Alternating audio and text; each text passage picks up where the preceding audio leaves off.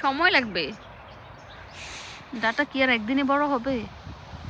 যে মূলার শাক হয়তো অনেক তাড়াতাড়ি বড় হয়, ওটা হয়ে গেছে। আমার গার্ডেনের কর্নারে ভালোই গোলাপ গাছটা আছে।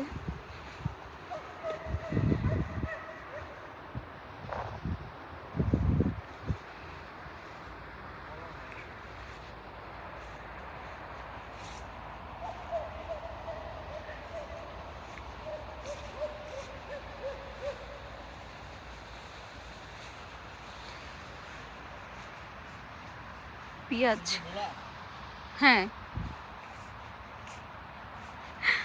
লাল শাক এত ঘন করে ফালাইছি, আরে কেমনে জানি পড়ে গেছে।